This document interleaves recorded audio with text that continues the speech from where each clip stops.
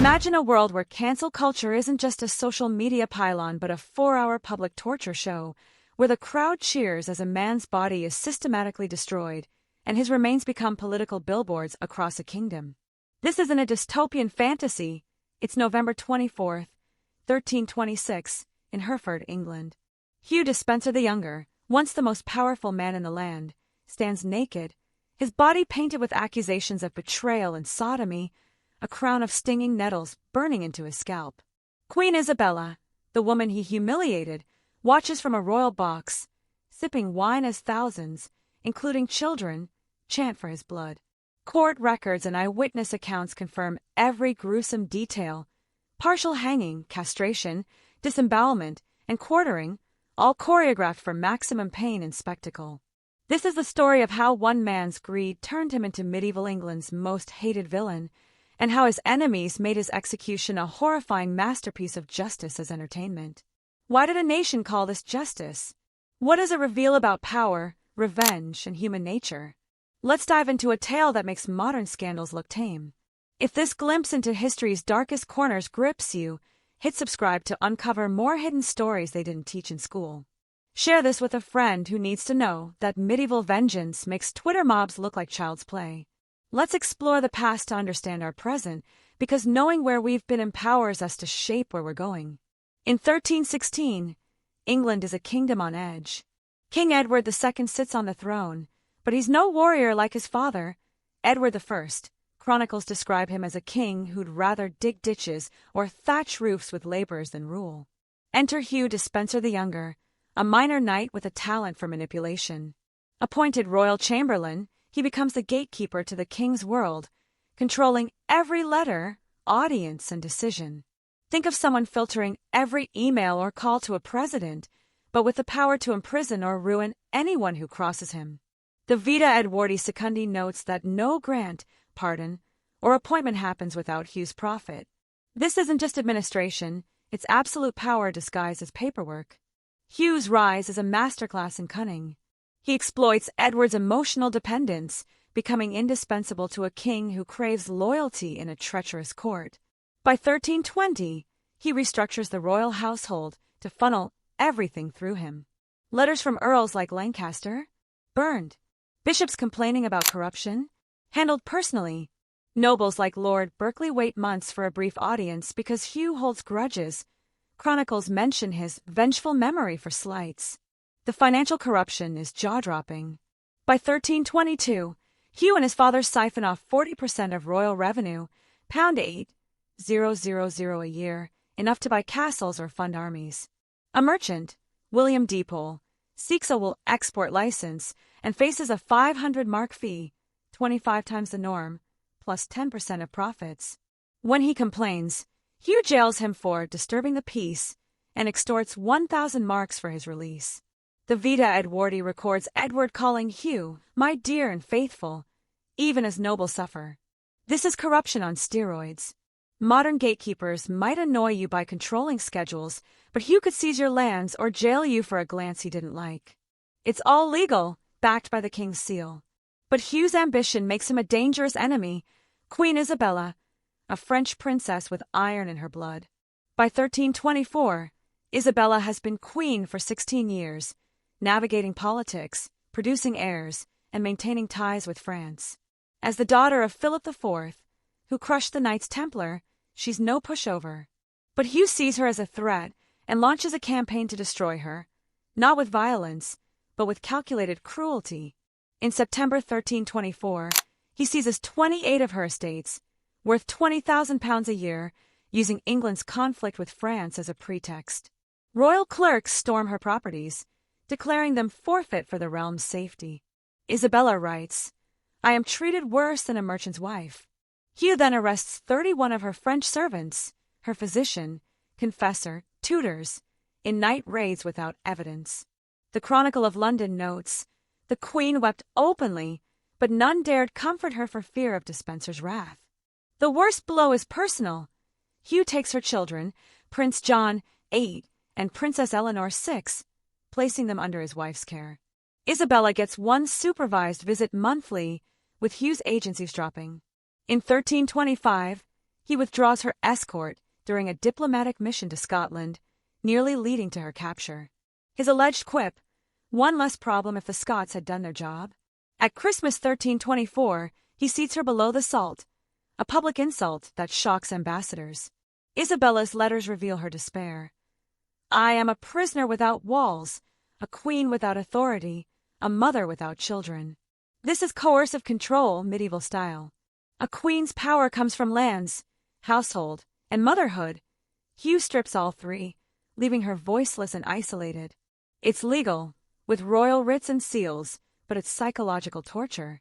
Modern laws would intervene. In 1324, it's politics. But Hugh miscalculates.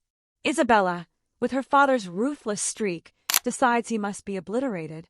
Isabella's strength in the face of destruction reminds us that resilience is born in adversity. You have that same power to rise above challenges.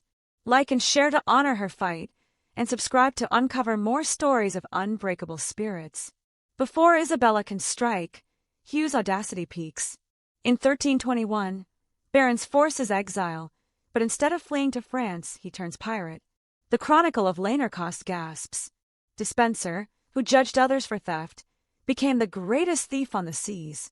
In 3 months, his fleet captures 16 merchant ships worth £60,000, wool, wine, silver. He keeps detailed records, treating piracy like a business, listing 2,000 sacks of wool and 500 tons of Gascon wine. Merchants describe him in court clothes under armor, inspecting cargo like a bureaucrat. He targets the Cinque Ports, burning enemies' warehouses while sparing allies. Hugh's piracy is strategic. Using court intelligence, he hits high-value ships, recruits 200 men, and sets up bases in the Channel Islands' legal gray zone. He issues safe passage documents, creating a criminal empire. The Bishop of Exeter writes, "Despenser rules the waves better than he ruled as Chamberlain."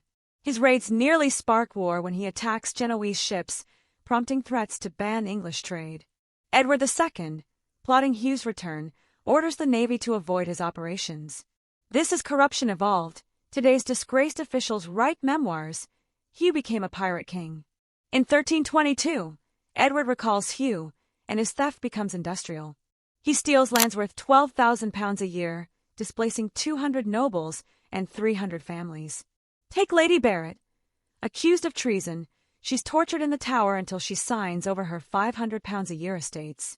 The Gloucester inheritance scam sees Hugh forge documents to steal his wife's sister's shares, worth £3,000 annually. In Wales, he grabs 41 castles through forged charters and intimidation. The Polychronicon calls it the Great Devouring. Medieval law, relying on charters and royal courts, is powerless when Hugh controls both. Modern asset forfeiture looks quaint. Hugh took entire counties and called it legal. Hugh's greed shows that power without principle destroys. Choose integrity over ambition. Like and share to spark a conversation about accountability, and subscribe to explore more lessons from history. Rumors swirl about Hugh and Edward's relationship. Chronicles accuse them of sodomy, but in medieval England, this is weaponized propaganda. Sodomy isn't just about sex, it's heresy, disorder, a cosmic crime. Accusations escalate with Hugh's power, painting him as a threat to God's order. The Vita Edwardi compares their bond to Jonathan and David, but evidence is thin. Shared signatures, private meetings, lavish gifts. Hugh's marriage and children suggest otherwise, but truth matters less than impact. These rumors justify rebellion, transforming treason into divine duty. Modern scandals ruin careers. Medieval ones justified torture. By 1326, Isabella and her lover, Roger Mortimer, lead an invasion. Hugh's enemies rally and he's captured. His execution in Hereford is a 4-hour spectacle. Dragged naked through streets, painted with accusations, crowned with nettles, he's partially hanged, castrated, disemboweled, and quartered. Isabella watches as his body parts are burned before him. The crowd votes on where to send his remains. London gets the head, York the arm, Bristol the other. For 4 years, his parts are displayed, preserved in tar, a warning to all. The Chronicle of Lanercost calls it a death designed by demons. This is political theater. Castration punishes alleged sodomy, disembowelment extracts corruption. The crowd's participation, throwing refuse, counting breaths, makes it communal justice. Medieval executions are communication, broadcasting royal power. Hughes remains tour England, boosting local economies as taverns and craftsmen profit. Children sing rhymes by his displayed arm. Modern justice hides behind prison walls. Medieval England sold tickets to torture. Justice should heal, not destroy. Let's build a world where accountability doesn't mean annihilation. Like and share to reflect on justice, and subscribe to dive deeper into history's lessons. The irony: Hugh's destroyers face their own falls. In 1330, Mortimer is executed at Tyburn, mirroring Hugh's fate. Isabella lives under house arrest for 28 years, forced to pray yearly at Hugh's execution site. Nobles who signed his death warrant die suspiciously. Medieval justice is a cycle. Today's executioner is tomorrow's victim. Edward III breaks this cycle, punishing selectively to restore stability. The Polychronicon sees it as divine balance. Those who spilled blood unjustly found their own demanded. Hugh Despenser's story reveals a timeless truth. The urge to obliterate enemies runs deep. Medieval England turned vengeance into a festival. Today, we use digital pylons. Both stem from the same impulse to destroy, not just defeat. Hugh's execution, 4 hours of torture, 4 years of displayed remains, shows what happens when justice becomes entertainment. Modern cancel culture may ruin lives, but at least it doesn't involve nettle crowns or public castration. Be grateful our worst scandals end in tweets, not impalement. If this journey into medieval justice shocked you, hit subscribe to explore more hidden histories. Drop a comment. Was Hugh's piracy or his gruesome end more jaw-dropping? Share this to spark a conversation about power and revenge. Let's learn from the past to build a future where justice lifts up, not tears down. In medieval England, not subscribing might have cost you a limb. So join us, and let's keep uncovering the truth together.